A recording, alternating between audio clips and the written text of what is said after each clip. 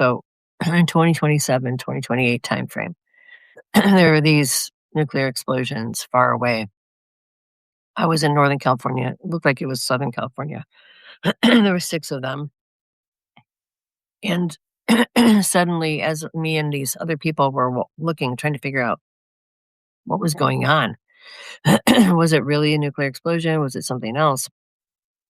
We saw this US military truck with a bomb on it parked parking itself on this freeway across from us.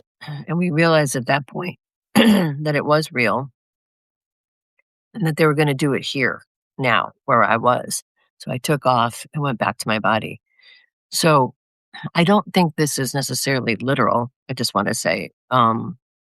I think that maybe this is a metaphor for the fact that we are being assaulted by our own government, and these nuclear bombs are sort of mind-blowing kind of situations that are gonna come up in the next few years that people are gonna have a hard time processing. I don't think it's a literal nuclear bomb, but, um, I think it's more likely that it's some kind of things that we can't even imagine, like, so something happening in Southern Cal so this seemed to me like a message that California gosh,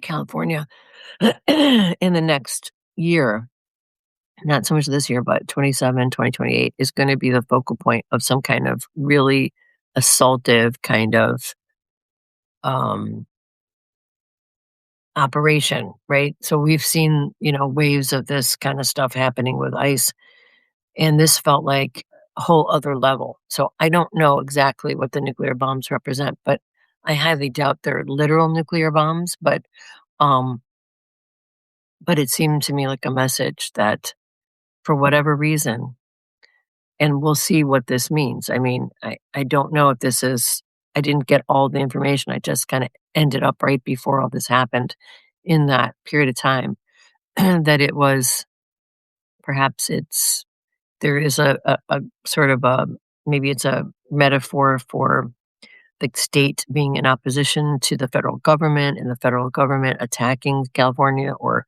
maybe it's just that's, you know, particularly, I know that Gavin Newsom, has his eyes on trying to be the president. Maybe it's an assault on California because he's the governor. I don't know exactly what it meant, but I'm sure more information will come, but it was a very disturbing dream, kind of well, like I said, it was an out of body experience, but it was kind of like a dream as well because it was so weird. It was very, very HD, kinda real, but, um it was, I don't think it was literal. I really don't. I think it's some kind of metaphor. California is shooting them down right now. Okay, what are you saying, Jason? Shooting them down right Oh, you're talking about the administration, I think, right? Yeah, yeah. San Francisco has tens of thousands filing in this filling up the streets, and I didn't know that. Okay, well, that's interesting. So, maybe California becomes more of the sort of, counterpoint to this, and the federal government and the state governments are really in kind of a massive conflict in that period of time, and that's what the dream was about. Um, I'm calling it a dream because it was so surreal, but or that's what the out of body experience was. But it seems like the fact that I went forward into time and it was supposed to be 2027 into 2028 tells me that this is going to continue and get worse. uh, with the assault on the American people and the federal government continuing to assault us in different ways. So, Los Angeles has blocked in barriers of trash and pallets and safety cones, tons of stuff they're throwing at ICE. Really? Wow. I'll have to look into that. I didn't realize. So Jason, are they kind of like in a war with ICE right now? I mean, we're hearing about Minnesota a lot, but so Los Angeles is still going on there. Yeah. Wow. Interesting. Hmm. when will it end? When Trump leaves? Jason, my brother, was Mark. He passed years ago. We are not from Chicago, but all Thornbury come from them. Okay. Um, when will it end? When Trump leaves? Do you think Trump's gonna leave, Gail? I'm just asking because I don't think so. I think this is something we have to wrap our heads around, is that,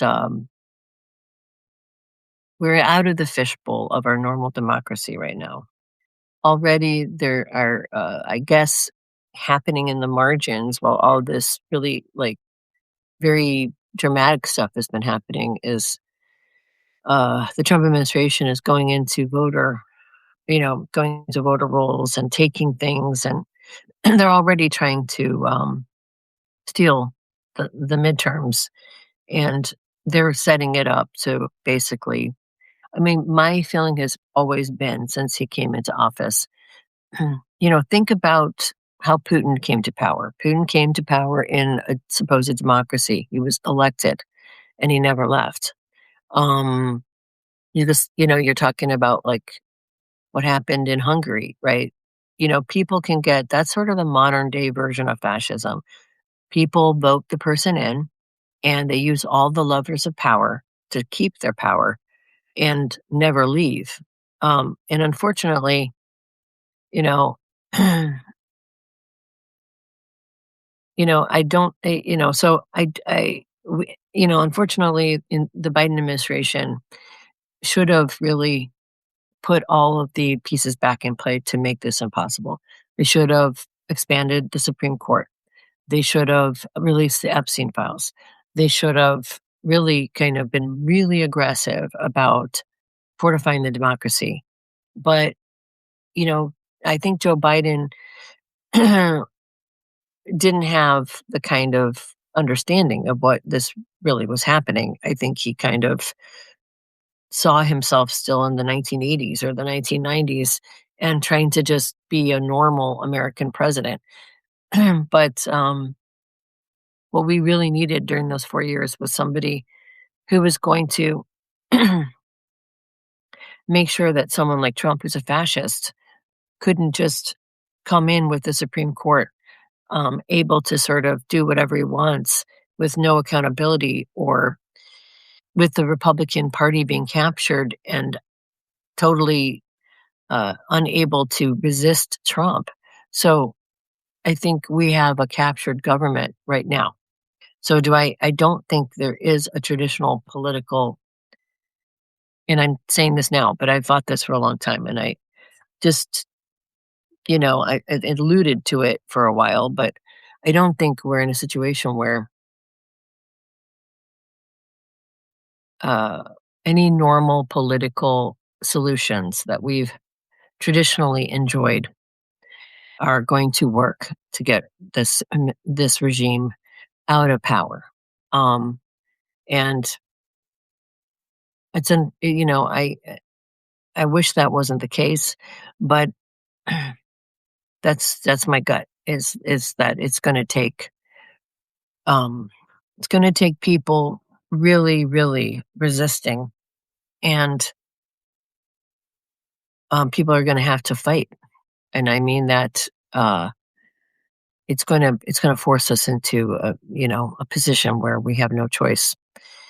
Um, you know, Other countries like Ukraine was sort of taken over by a fascist for a while, an oligarchic fascist, which is what Trump is, and a grifter like Putin, Hungary. This is exactly what's happening here, right? It's the same playbook. And they managed to get so many people on the streets, like millions and millions, the vast majority of their people. And they have what's called the Velvet Revolution, where they basically peacefully resisted. And then I think, went into I think they ended up, kind of storming some of his properties and, showing what he had stolen and stuff. And they pushed him out peacefully. Um, but the Ukrainians are different because the Ukrainians came out of an Eastern Bloc country where they were under authoritarian rule by the Russians, the Soviet Union, for a long time, and their freedom was new, and they understood what was going on. The problem we have here in the United States is people still seem to think that we live in the democracy we lived in 10 years ago. I mean, and frankly, we haven't really lived in the democracy um, that was born into for a long time. There's been a lot of manipulation, and corporations have taken over. The wealthy and powerful have consolidated so much power. There's a huge income inequality, a huge gap. All of these things, have been going on for decades now, and everything is gamed for the big guy and not for the little person. And people like Trump have used the justice system against to his like a weapon, and he's very skilled in that. So, you know, um, I don't know, like if Trump were to die, for example, like of some kind of illness or something like that, or he was to get sick, or um, I don't know that things would hold together in the same way, because he is sort of um he's kinda like the Putin, right? Putin, there is no actual structure except for Putin. When Putin goes, the country is gonna go into chaos, basically. There is no second person to take over, and JD Vance, I mean, I don't think many of the people that support Trump would be down with JD Vance, but ultimately, what's gonna have to happen is people are gonna have to unify as a people, the right and the left, and we're gonna have to just insist. We're just gonna have to continue to push back until there is no, it's gonna have to come from us. It's not gonna come from the politicians. The Democrats aren't gonna save anybody.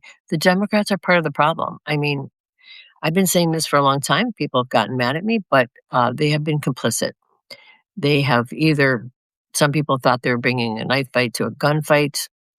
I think personally that they're just as much for the most part. Not all of them. There are good ones who have been trying to fight the system from within the system, but there is a majority of the Democratic Party that is a neoliberal party that is part of that's part of the problem. I mean, they get paid by corporations. They make money off the stock market from insider tips. They don't want to prosecute war criminals. They don't want to actually release the Epstein files, because I guess they don't want to, I don't know, get their hands dirty, or have to deal with the aftermath of people getting mad at them. I'm not sure.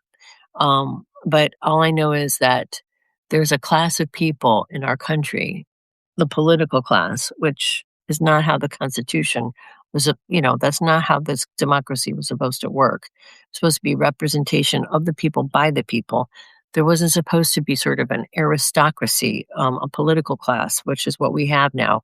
And, you have generations of people serving in government, and consolidating power, and they're insulated from reality, a lot of them, and it's a very cushy situation. I mean, we pay their they get healthcare for life. They have all the benefits of that, and they can make money on the side, and they have a pretty good situation, where most of us are struggling, and they have lost touch with how far gone the democracy was. I mean, this is being charitable. Um, I personally feel like, for me, when George Bush broke international law and started torturing people and opening black sites, and when Nancy Pelosi said she wasn't going to basically turn him over to The Hague or investigate George Bush and his administration for war crimes, to me, that was that was to me that was the first indicator that the Democrats were not gonna fight for people, they weren't gonna fight for what's right, they were gonna fight for themselves. And not all Democrats are like that, and then you've got people who like AOC, and you've got a lot of good people in the Democratic Party. You've got Bernie Sanders, who stands outside of all this. There are good people, but they're constantly being squashed. by the neoliberal side of the Democratic Party because it's much bigger, and they can't get traction because, you know, um, they get kicked out of, because they are in league with Republicans. I mean, there's a vast majority of the Democrats who have watched as the Republicans have stampeded our system, who trampled human rights, obviously, fucking tortured people. And now we're at this place where they're torturing us. And the Democrats are just standing by the wayside going, well, maybe we'll shut the government down if they, if, we'll work on the ICE thing later. Or, oh, well, we're going to shut the government down for healthcare. But yeah, but then at the last minute, we're just going to allow people not to have healthcare subsidies. I mean, there's a lot of grandstanding, but not a lot of backbone. And this is not new. So we don't have a real opposition party. And maybe one will emerge throughout this. I think that's what's going to happen. That was the dream I had about the man who was dressed in white with all these people behind him. I think that an opposition party, a true opposition party, will emerge out of all of these protests and people gathering and communities kind of forming around this resistance. And at that point, I think we'll have a solution. But I don't think we have a solution right now. There's no political solution to this. We're not going to vote Trump out of office. He is not going to allow that. And I don't even think he was really elected in the last election. I think that was I'm 100% sure that, I have no doubt in my bones that that was a completely, there's all kinds of evidence that the algorithms, uh, computer scientists have said that there was all kinds of anomalies in that election, and they had the election equipment. You know, the they there's ways to game it. For example, those different, if you remember, there are all the kinds of bomb threats in all these swing states. Well, the way those machines work, um, is they have one of these guys on the side. So this is where they all the votes go onto this. So in order to fix the election, all they had to do was call in a bomb threat, get a bunch of these guys loaded up with Trump votes, put it in there, and load it onto the machines. And then all of a sudden, oh, everyone comes back in to vote, right? Well, all those areas where those bomb threats happened, data scientists said there was an inordinate amount of votes only for Trump. There were no down ballots, which statistically it was off the charts. Like normally there might be a few thousand across the country. In this case, there were hundreds of thousands. So they were sounding the alarms, and I'm sure that even this last election, it may have been a little bit close, but I think it was, it shouldn't have been close at all, but I really think it was rigged. And I think that the tell of it is that Trump is talking about how the 2020 election was stolen. And so that just tells you he's projecting forward into what he's going to do.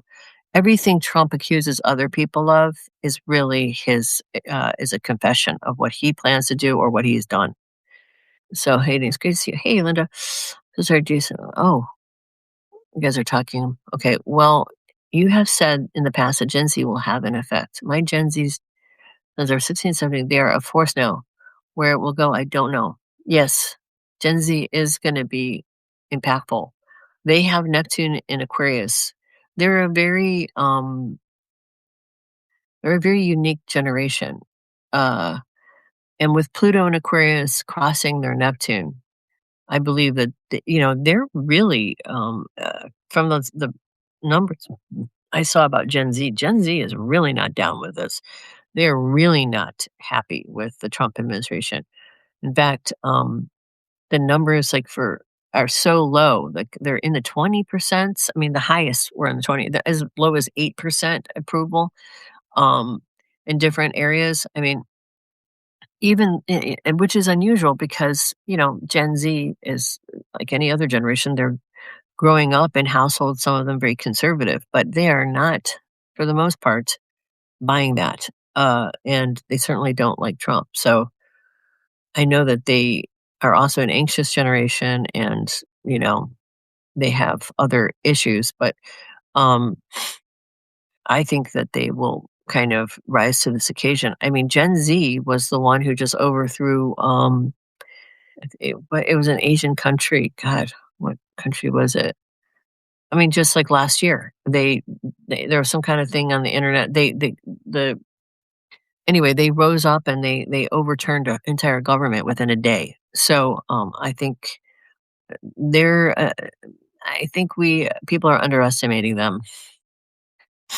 Trump is still the 12,000. I know, I know, Casey, and I guess it's just insane. 15 years ago, Russia started targeting baby boomers via social media live feeds, the largest voting group right in time. Mind control, risk sneak infiltration. Yes, that is true. Russia is a huge part of this whole problem. I mean, it makes sense. I mean, if you were going to want to reconstitute the Soviet Union and you have one big enemy that would stop you, well, get them to, you know, control them, change the narrative, get them to fight amongst themselves, divide and conquer that country, and then do whatever you want. And that's what we're seeing. Thank you, Mary. Yes, Nepal. It was Nepal. That's right. I also would like to hear what she thinks about the Nipah virus. You know what? Somebody just told me about that, and I haven't really investigated that, but I'll have to look into it. Maybe I'll write a Substack piece about that, Michelle, because I don't really know enough about it to. I know that like I said, there's some kind of big. I think it's probably bird flu, but maybe it's a Nipah virus that is the thing that the thing that's. It fit a lot. I think when I saw a cursory thing, it fit a lot of the things that the plague spirit told me about. Okay, why would they support a nearly 80-year-old? I don't know. Um, well, I guess a lot of the people on the right who are like the white nationalist Christians, I guess, evangelicals, they they just they just do what their pastor tells them to do. They don't think. They are kind of in an authoritarian religion, and this kind of makes sense. People who are fear based seems like Trump really, he's a giant bully and he really knows how to push those buttons in people that are fear oriented. Thinking ahead, summer 26. Where World Cup do you think it will go smoothly? Mention upcoming California events in 2027. Well, it's going smoothly in the summer. Oh, I didn't even think about that, Jessica. I'm such a non sports person that I didn't even think about that. That's a good question. I have to look into where the Olympics are going to be and kind of do some kind of meditation about that. World Cup.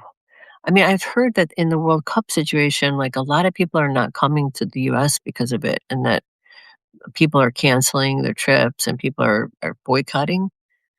Um, I mean, people are afraid to come into our country now because they're afraid they're going to be thrown into a prison and the gulag and, uh, sent to some foreign country. And Steele's best friend is a good friend to me, and it's what she lives here, except it's way, way, way worse than a PP party.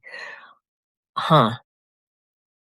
I can only imagine, Jason. I can only imagine how crazy it is.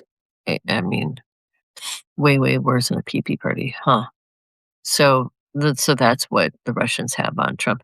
I mean, this is the thing that I don't fully. Sometimes I kind of like don't fully get is that it seems like Trump has a lot of shame and embarrassment about obviously what's in the Epstein files and also whatever the Russians have on him, and yet most of what we know about Trump would be disqualifying for any other human on the planet to be in a position of power. So I'm wondering, it must be pretty damn bad.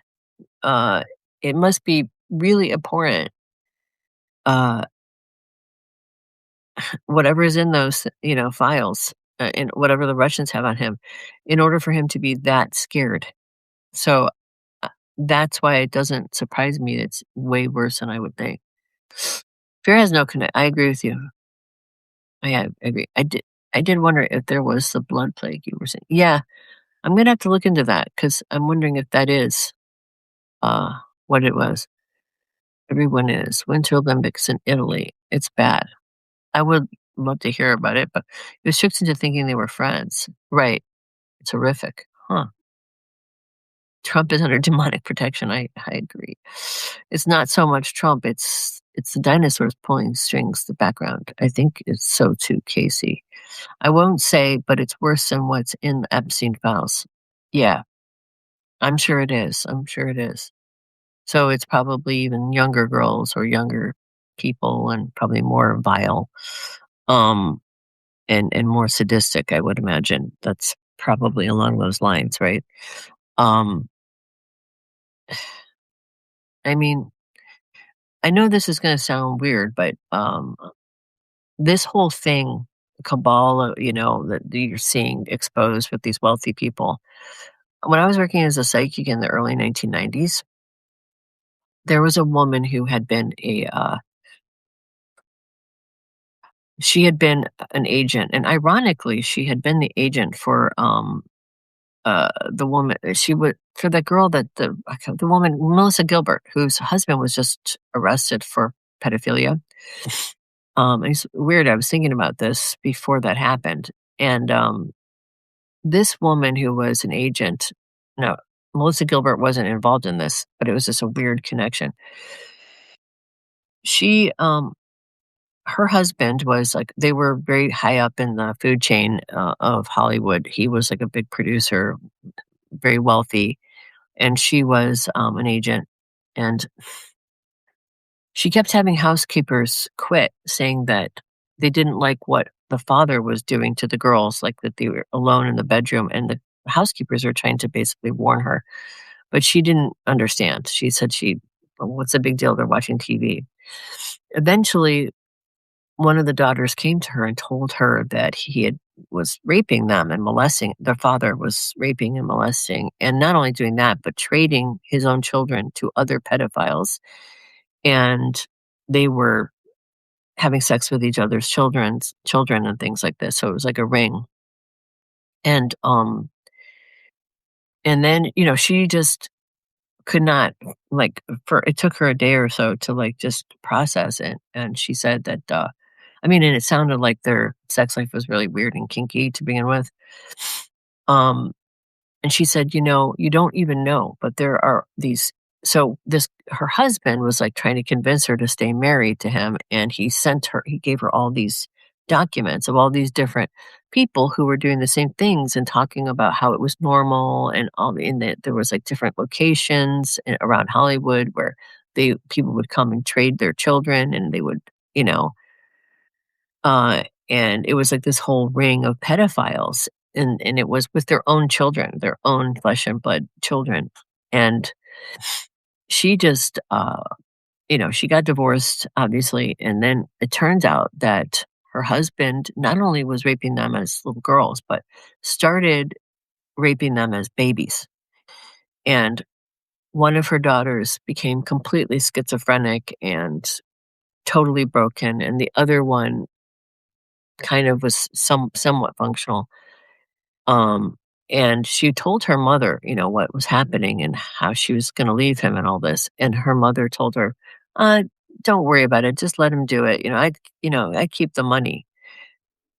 So, um, this is the kind of thing it seems like to me, this whole wealthy people and power and exploitative kind of behaviors, not just with women, but with children, this is really not new and not surprising, really. I mean, why do you think that Epstein had so much money? Why do you think he was given hundreds of billions of dollars from wealthy people? Because he provided this cover for their disturbing proclivities and their disgusting, uh, sick needs.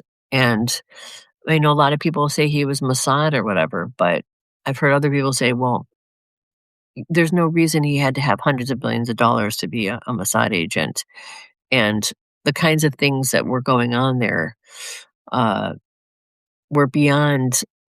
you know, compromise. Like, I mean, he was participating in this stuff. He was part of the problem. So I think it's much more sinister than what people think it is. I think it's like people who have the kind of money and power.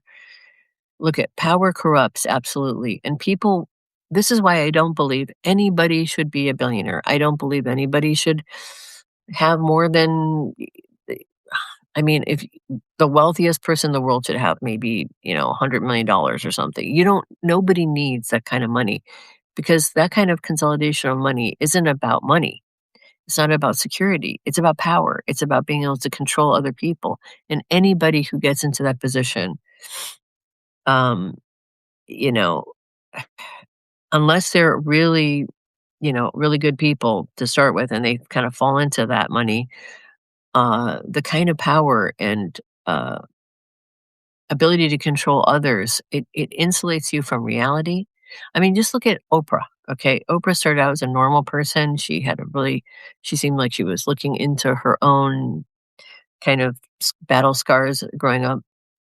And she became richer and richer. She became more and more cuckoo and like insulated and thinking that she was somehow this master and having those weird shows where she was the master class and all these weird notions that somehow she was better than everyone. And that's really, really problematic. And this is the kind of mindset you have to be in to abuse children, to feel like your life and your weird, creepy desires are like that you have the right to ruin someone's fucking life because you live in this bubble of bullshit.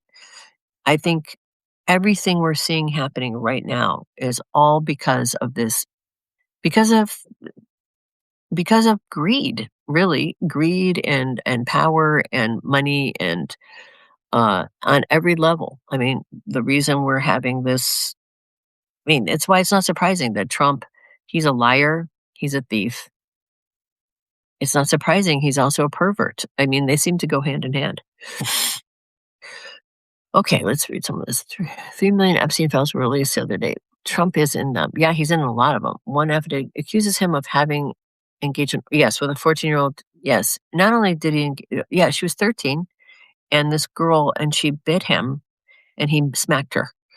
Bashir Azar is a really good God person who became a billionaire right now. Fire. No, so there are some good people that become wealthy, um, and maybe by accident or maybe on purpose, but I still believe that if you're that wealthy, holding on to that money, unless you're building foundations to help people or giving it away, the way our world works, it needs to be changed because no person should have that kind of money. I just don't think it's right. I mean, I don't care. Uh, I just think it leads to things like this. And the one rare person like this person, the one rare out of the other hundreds of other people, it's not worth the gamble. And people like that who are really, really good people who are billionaires, if there was a different system in play where they basically had to give back their money and they could have wealth, but they couldn't be so wealthy that they could control the government, um, they would get it and they would understand and they would be okay with it because they're good people.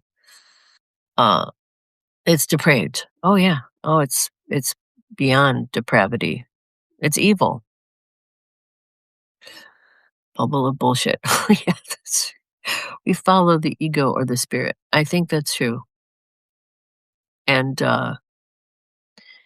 you can't really become that wealthy without stepping on some toes. And I mean, I'm not saying that you can't if you do some good work and you can have money, but to become a billionaire, you have to basically you have to make some tough decisions and ruin people's lives. You can get 100 million and you say, no, that's nowhere not enough. The best thing I can do with my life is make more money, self-selecting group. That's true. That is very true.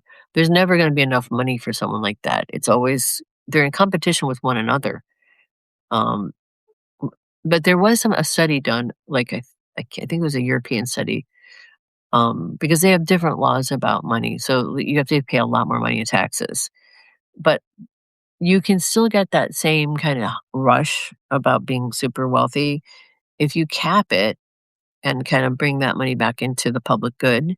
So, if you're taxing the wealthy 90%, which is what we used to do in the 50s, um, they can still compete with one another and be better than each other because they're still that much richer, and it still works just as well for them, because really the thing that drives people who are like that is extreme competition, insecurity, the desire for power and control, and like you said, ego. And if the game is structured differently, they can still thrive in that environment without having to consolidate so much power that they can actually own whole fucking countries like what we see here in the United States. We are really owned. I mean, this country is owned by corporations and the wealthy 1%. And we're seeing that right now. And we are supposed to be the most powerful country in the world. And uh, we're supposed to be a democracy.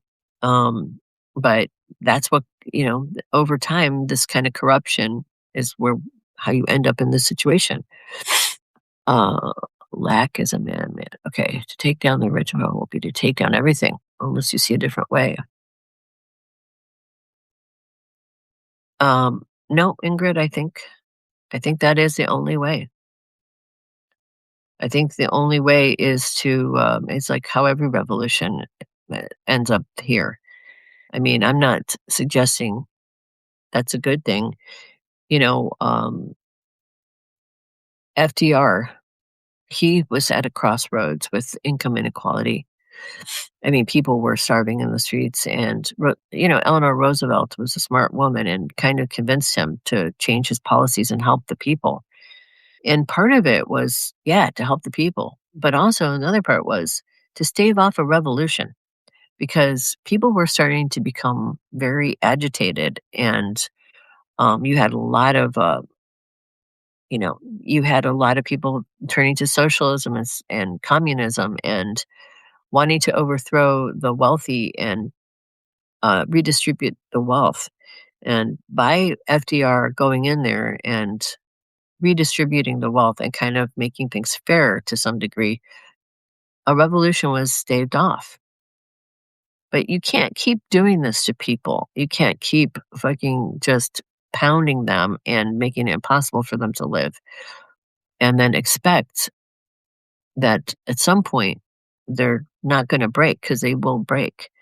And I mean, you know, you could say, well, there are other countries, like say, for example, Russia was like this for forever. It was they were horrible to the people, the wealthy.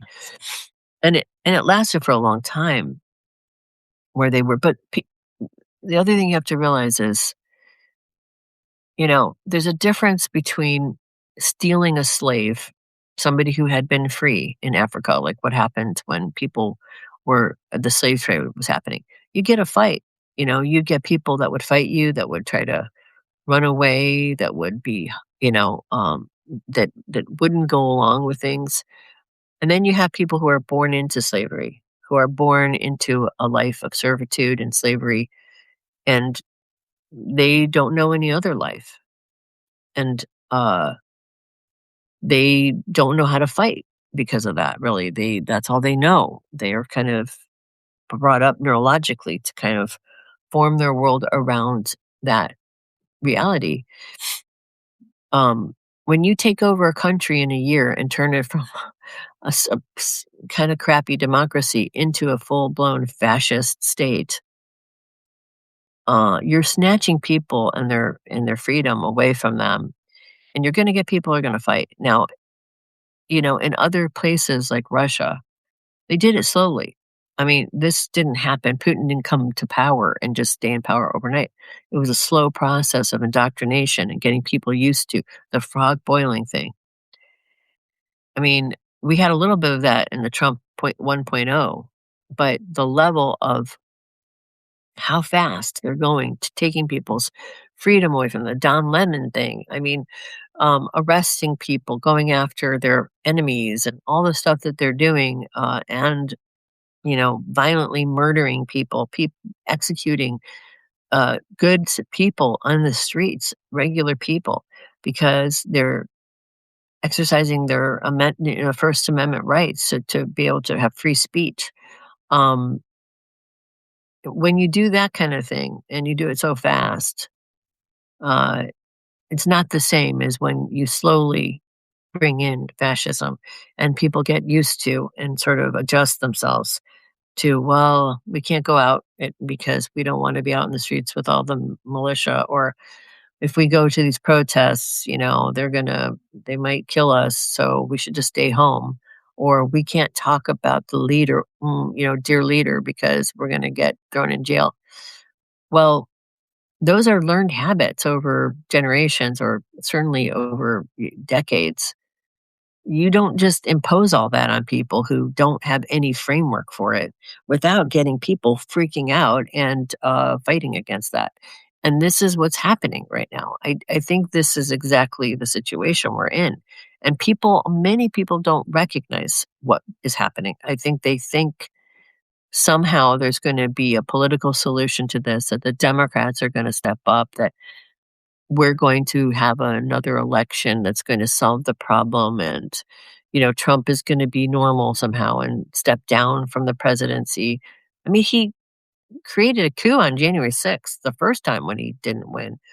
What do you think he would do now that he has this Gestapo ICE agents, and he's totally captured the Supreme Court and the entire Republican Party, basically? Do you think he would step down if he lost an election?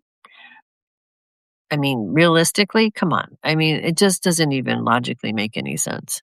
So, and he's not going to let the 2026 midterms slide by without him interfering with those, because as he said, if the Democrats win, he will be impeached and he probably will be convicted. So, you know, he's got all the levers of power, and no one in power is willing to own I mean, to actually stand up to him. So this is not the first time this has happened, though, with the democracy going into fascism. It's a common tactic, like I said, of new fascist states to do it this way. And it's just not common to do it this fast, and to be this crazy and erratic about it, and have no, I mean, have strategies that you kind of go back and forth with, and all this kind of lying, and just all the craziness that we're dealing with as well, besides the fascism. Um, so I mean, I don't want to burst anyone's bubble, but I mean, you should vote, you should do what you can. I mean, but I don't think the 2026 elections are going to be legitimate. And I frankly have never thought that they were going to be helpful. And if the Democrats think that they're just going to get power again without fighting, that's not going to happen. So they either are going to have to step up and really become obstructive. And I mean, like, the only political solution I can see is like the Democrats saying, okay, we're going to shut the government down. We're not going to fund ICE anymore. We're not going to fund the government anymore. Everybody in the United States go on a tax strike. Don't pay your federal taxes. Let's just choke out the federal government so it has no money. Let it collapse. I mean, that's the only political solution, until and let let it fall apart and build something else in instead, because unless they get really radical or come up with a much better plan than that one, there's probably much better things you can do, but they're going to have to get radical. And I think we're just minutes away from, you know, I mean, look at what's happening in Minnesota. A different governor, somebody who, you know, personally, if I was governor of Minnesota, I would have probably called out the National Guard immediately, and I would have protected the protesters and said, get the fuck out of my state." And yes, that would have been the beginning of a civil war, because it would have been the state government rights against the federal government. But you know what? I would have taken that chance, because this isn't gonna get better, and everybody capitulating to Trump and everybody pretending like we can just talk it out is a fantasy. It's just a fantasy, and we all wish that were true. But, I mean, if you ever met a bully on a schoolyard, talking about him, being nice to him and trying to compliment him isn't gonna make him stop stealing your lunch money. The only thing that stops somebody like that is a big punch to the face, and then they go crying away. People like that don't understand anything except for force. That's it. That's why Trump molested little girls because they're powerless. They can't fight back. Uh, he's a bully, and I mean, until people realize we're dealing with that's what authoritarianism. It's just fear in with a big giant bully at the front of it, and until people stand up to the bully and they really fight back, um, and they force their leaders to fight back, or we get new leadership, people rise up who can lead this fight against this. We're in this. This is this is where we're going to be at, and I people are going to start waking up to it. I think they already are, and I think by the summer, I think people are going to get to where I am at and have been for a while about this. So Putin falls, this all ends. He threw rocks at his neighbor's baby when he was young. Oh, wow. Well, that makes sense. I agree. And fascism comes when the capitalist is in big trouble and the dollar is in big trouble. I'm surprised it's still hanging on, but now we have the beginning of fascism and everyone seems to have blinders, or at least many people. Yeah, it feels like people are talking about this in a in an alternate paradigm to what's happening. I get it. It's a hard thing to, like, wrap your head around because we've been a democracy for a long time, and we have a certain way of doing things that has worked. But, yeah, the summer is definitely a flashpoint. And I get why it's hard to wrap your head around it because it's so outside of what's the norm. Um, but we're people have to start to realize we're in a different paradigm. This is not. People are like, "Well, you can't do that. That's not legal. You can't enter people's house without a judicial warrant." Really? And since when does Trump care about breaking the law? And when do the people around him care about breaking the law? They they're not complying with the Epstein rules or the law that he signed himself. I mean, he was supposed to have given over all those documents months ago, and we still haven't gotten all of them. And they're redacting stuff that they're not supposed to be redacting. I mean, that's a very minor thing. I mean, I can't even count the number of laws that have been broken in the last year, and people being like, "Well, you can't do that." Well, laws don't mean anything if no one enforces them. Laws are just things that Trump wipes his butt on. The Constitution is just a piece of paper that he's using as toilet paper, and people need to realize that this is he's got all the things look the same, but they have no meaning right now. They have no meaning because if we don't respect those things and they're not binding and we don't actually respect the law and we don't use law enforcement to protect the people, but we use it to attack the people. If we use these agencies, and turn things and twist things around and find the little loopholes and everything, which is what Trump spent his entire life doing. He literally used the justice wing of our government. He would constantly sue people. He found ways to kind of intimidate people into compliance through lawsuits and through legal maneuverings. So this is his like dealio. I mean, he's going to find every little wiggle room and open it up so that he can destroy that particular thing. And then once there's a precedent for it, then there's a precedent for it. Then that's okay. Then it becomes a new norm. And that's what we're seeing. We're seeing it in massive and there's just going to be there's just I mean this whole thing with like arresting Don Lemon for reporting a story. I mean, That is a total full-on Putin move. That's a fucking full-on fascist move. There is no other way to read that. Going after murdering people in the streets for being there as protesters is fascist. There is no other way to read that. That is not there's no investigations because they told those people to do that. Let's not pretend like they're not trained. No, they're trained to be violent and masochistic, and I mean not masochistic, but sadistic, and to try to like terrorize people.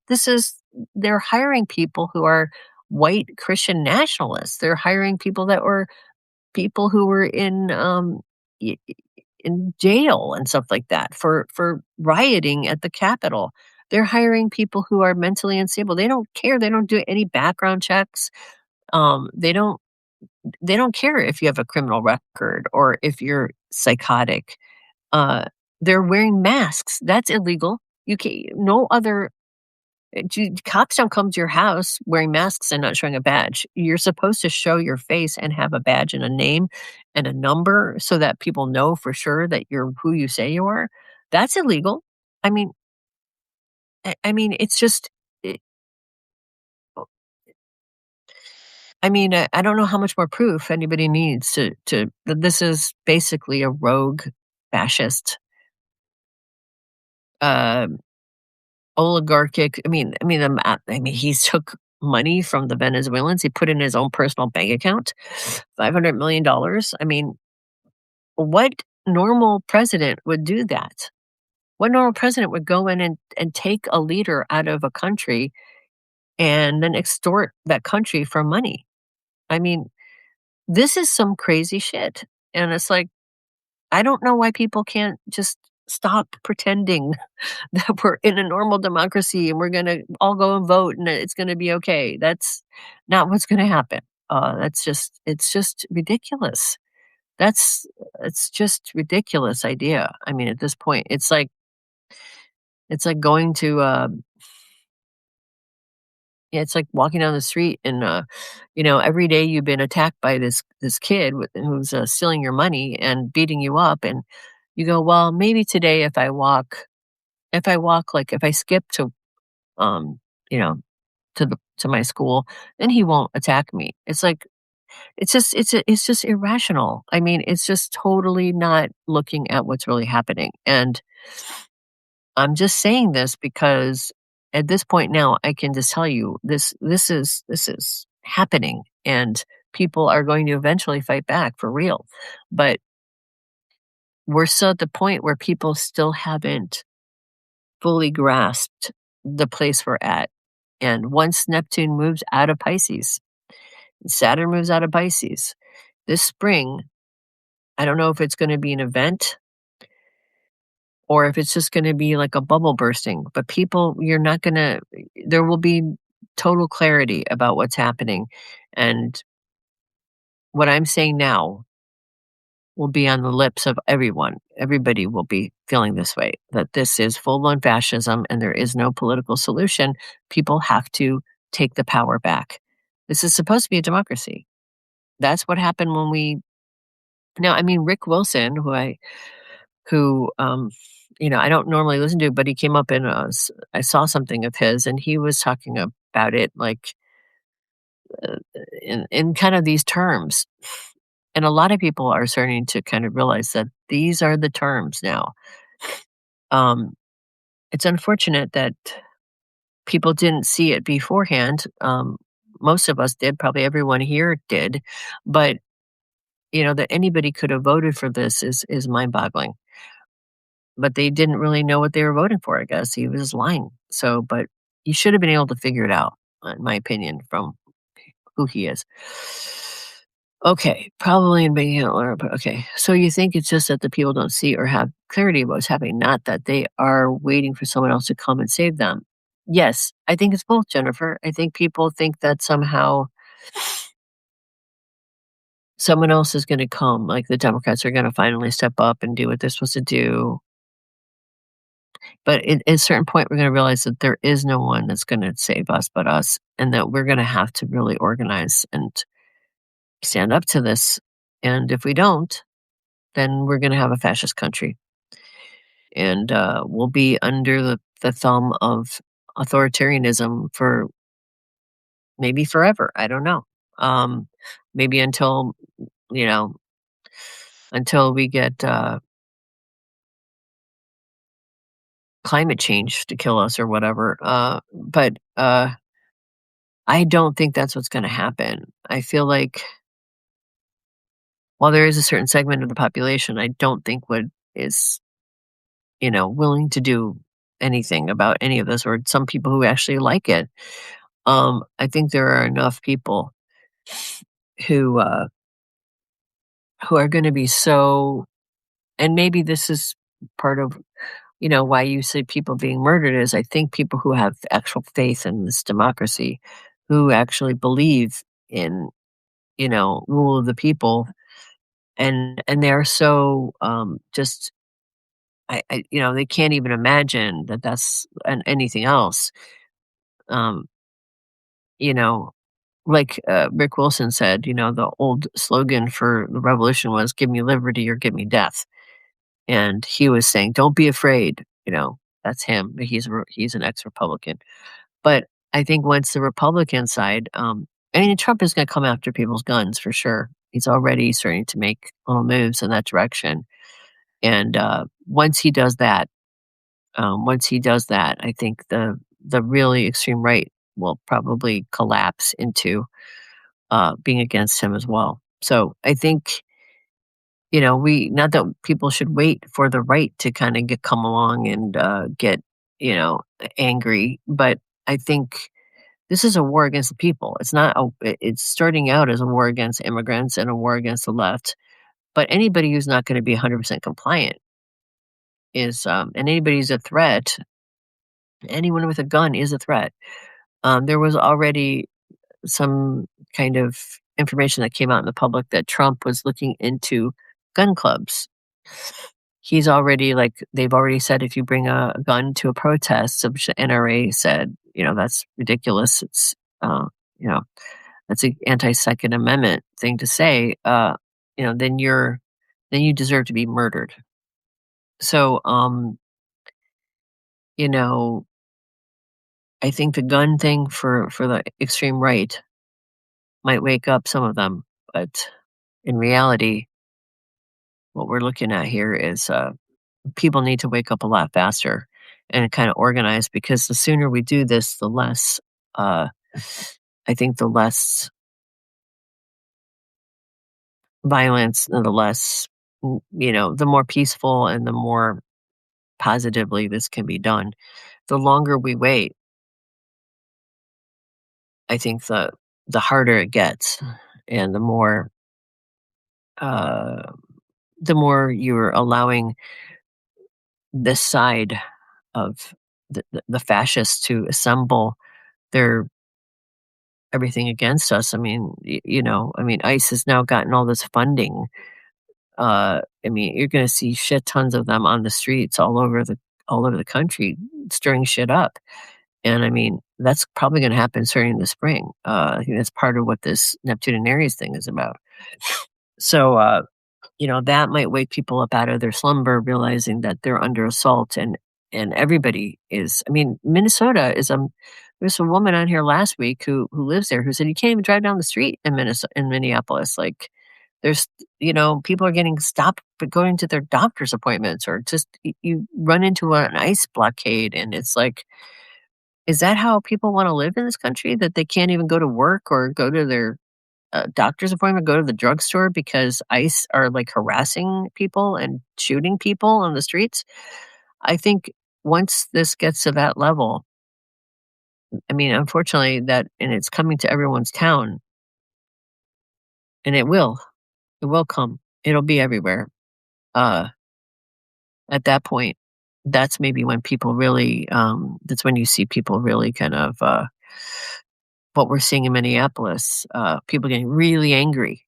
And if everyone gets really angry, then maybe there'll be some change affected. But it's going to take organization, and people are going to have to step up, and it's going to have to be us. Wait till I look at this. When the undeniable truth is disclosed to all on earth, there is no other possibility but for people to come awake. I agree with you, Jason. Um, my graphic novel mentor lives in Minneapolis. She started. Oh wow. Comment. If you're not angry now, something is wrong. I agree with you, Jason. But I think some people are not paying attention. Um, they may be kind of paying attention to it, but they're kind of doing their normal things, thinking, well, that's over there. I don't have to deal with that. But when it's in people's faces, there's not going to be any escaping it. And it's going to come and be in everyone's faces. Uh, do they ever run out of sociopaths fries? There has been a cap there with all this press, and they're already doing this, like, "No, Sarah can't do sit-ups? Okie dokie, then we don't require sit-ups." Oh, Darcy, that's a good question. Uh, yeah, what's going to happen in Nashville and how to best prepare? Well, I'm sure this will come to Nashville at some point. I mean, I haven't thought about when. I haven't looked into the specifics of that, but I've been having back in since for 10 years now, visions of this happening here. So I know it's coming here. I mean, I don't really know when, but I'll look into it at some point on my Substack. And write about it. I'll have to do some astrology to figure out the timing, assuming things will work out. All the new surveillance, that's another thing. Yeah, yeah, I agree. Well, some people just, they cocoon themselves, and if it's not in their face, they just go about their business, and then they might be upset, but they're not being confronted by it on a daily basis, and they can kind of go in and out of it. And if you're living it, it's a different story. If you're in Minneapolis, it's a whole different level. I love Nashville too. And yeah, good for well, you know what? That that's a good question. I mean, at some point, I mean, I've already heard that some people in ICE are getting upset by what's going on. So I don't know. I think some people are disregarding it. I have heard people say, "I have no control over it, so I can't do anything." Huh? Well, there you go, KK. That's what I'm saying. I think until people are actually living it, it's not real. And for some people, that's how they operate. It is scary raising children. I should probably go. My nose is really getting stuffy. And I should probably, it's been about an hour. So, okay, you guys, we'll do this again next weekend. Some of these questions, I'm going to write them down and try to investigate them for Substack, like for future. Let's see, Nashville was one. And will they ever run out of psychopaths? Is a good question. Uh, I think, I kind of wonder at some point if some people don't infiltrate ICE and try to see what's up and kind of, I mean, if you were a journalist, that would be a pretty good story. Run out of psychos. Okay. And what was the other question? Okay, there was the new virus thing. I have to look into that. Um, okay, you guys, lots of love. Have a great weekend as best you can. All right, you guys, blessings to all of you. All right, take care, you guys. Have a good one.